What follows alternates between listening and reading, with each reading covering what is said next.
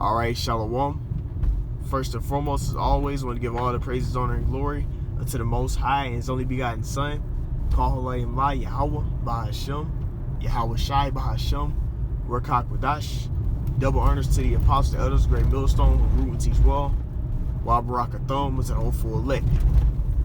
All right, now today through the Spirit, I want to go into a video entitled "It Won't Get Better." These different evils we're seeing on the planet Earth, it's not gonna get better. You see, it's not gonna get easier. All right, the squeeze is gonna get more tight. The economy is gonna crash even more. There's gonna be more wars and woes and destruction. There's gonna be more death. This stuff is not going back to normal. This conflict we see in the Red Sea, the conflict you see with the HAMAS situation. All right, the situation you see with Russia and Ukraine. All right, this stuff is not going to get better. Okay, Taiwan, these different nations are ultimately the Lord is putting in their spirit, which the Lord's true name is Yahweh. That Most High's name is Yahweh, and His Son's name is Yahweh Shai, who we're really called Jesus. The Lord is putting it on the spirit of these different nations to bring forth World War III. That prophecy is being built up. The conflict is being built up, and it's not going to get any easier. It's not going to get better. You see, that's why 2nd Ezra, the 16th chapter, which is in the Apocrypha, that means hidden books. They took the Apocrypha out of the Old Testament. It was supposed to be the end of the Old Testament. They took the Apocrypha out of the regular Bible.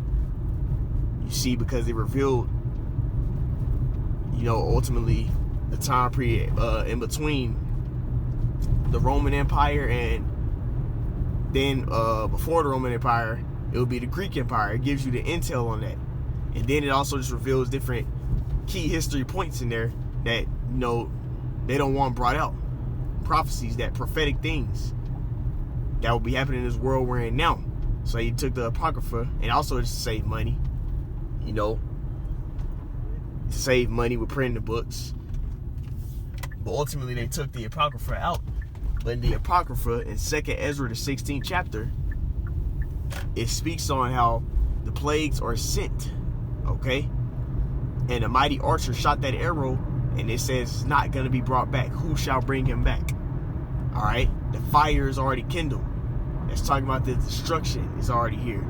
The beginning of sorrows and great death, the beginning of mournings. In 2nd Ezra 16 and the 16th chapter, the 18th verse. The beginning of mournings, great death, famines, pestilences, wars. All right? That's the same thing Yahweh Shah was quoting in Matthew 24th chapter. Because the apostles asked him, what shall be the signs of thy coming? When are you going to return back? And he told them what would befall the planet Earth before he would return back. So what did Yahweh Shah speak about? He spoke about sedition among people. It's love of many waxing cold. Okay, he spoke on his followers being brought before. You see the judges. All right, he spoke about rumors of wars. All right, these are different things that will come to befall the planet Earth before Yahweh Shah will return back to destroy this place and to subject all these nations, man. That's who the Messiah, who the worldly called Jesus, is getting ready to do. He's going to subject all these nations, man, and all of his people. You see, all of the people who don't want the Messiah, who the worldly calls Jesus, his name is Yahweh Shai, which means he delivers in the Hebrew. Whoever doesn't want Yahweh Shai to rule and reign over them, he's going to come back and kill them, man. All right, and that's what's getting ready to happen. No good is coming into America, Babylon the Great. All right, this different inflation that's being caused by these different conflicts overseas is going to get worse. There's going to be more wars. They're going to draft a lot of these men in America into the war, this great war, World War III. All right, you see, this thing is not going to get any easier. All right, these plagues are sent as scourges for an amendment, as a punishment unto the Lord's people. It's called Jacob's trouble. That's the time period we're in, man. And the Lord is going to make this thing worse. It's not going to get any better. That's why it speaks about precepts like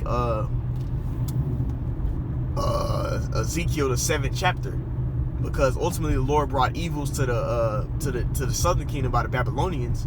That can be applied to now. All right, they shall seek peace, and there shall not be any, man. It's not gonna be no peace in America, Babylon the Great. This place is gonna get worse. More judgment, more death. All right, more plagues. You see, that's the time period we're in, man. You see, we're in the end of this world, man. The end of this age. You see, the end of the age of wickedness, the age of Esau, Edom. Esau is the end of the world, and Jacob is beginning of it that follow it. That's 2nd Ezra chapter 6 and verse 9. You see? So when Esau's age or his rulership will come back into the planet Earth, that will prove that we're in the end. You see, and that's what we're in the end of this world, the end of this wicked age. And guess what? The age of the righteous kingdom being set up, the Lord's kingdom being set up. That's why Obadiah, the 1st chapter, says many saviors and judges shall come up and judge the mount of Esau, his government, his rulership. And then the kingdom shall be the Lord's. Because guess what? Esau is going to be the last kingdom to rule. You see? So we're in a time period of Esau's kingdom being crashed down, being taken down. All right? And the Lord is going to, guess what? Set up his righteous kingdom. Okay? But before he does that, he has to destroy and subject all these heathen nations. And guess what? Destroy Esau's kingdom. You see, that's why it also speaks about there being a great war in heaven. You see, Michael and his angels going to stand, and Esau and the dragon, that old devil, the dragon, that serpent, the devil is gonna. The dragon goes into the Roman Empire, but the Roman Empire has been revised, coming in the form of NATO and the EU. You see, and that's where we're at now. This revised Romanian Empire. All right, but it speaks on how the dragon is gonna make war with the Lamb and prevail not. And what happens after the Lord destroys this dragon? It speaks on it. Okay. It speaks on how the kingdom shall be the Lord's. So that's what we're getting ready to see. The Lord is destroying this place, man. It's not going to get no worse. It's not going to get any easier. Speaking to myself first and foremost, try and keep that in my mind. This place is being destroyed, man. The Lord is not with this agenda being pushed out in this world, the NWO, to destroy the population, making two of the same GENDERs be with each other. The Lord is not with that, man. The Lord is not with all these false gods and false idols. All right, the Lord is not with none of this stuff this world is perpetrating or pushing. Eminism. You know what it is. Add F at the beginning of it, man. Okay? That was created to ultimately for Esau to make more separate households, to make more money, and to, guess what? To destroy the population. Because now there's not no fucking real families around, man. You got a whole bunch of these damn bugged out ass women, you know what I'm saying, trying to got all these bugged out ass women, you know, trying to act as if they're man. Trying to act as if they're just all big and bad and all good by themselves, and then they push the man out of the household by way of all these different benefits, like food stamps. Okay? Woman gets some damn food stamps, or you know, get these different things. Yeah, food stamps, Section 8. When her man is not in the house, a single mother. So women strive to be a single mother so she can get all them benefits and live good by herself. You see? But that's all created to destroy the families, to destroy the household structure. Okay? So we're going to see this place be destroyed. The Lord is going to set up the righteous power, the righteous government with his people in rulership, man. And those scriptures are going to be the laws. Laws are going to be governed by the scriptures, man. Okay? It's not, the laws aren't going to be governed, you see, by this wickedness that we see here now. It's going to be governed by the scriptures, man. You see? That's the doctrine of life. That's what's going to be brought back into the planet Earth. The doctrine of life.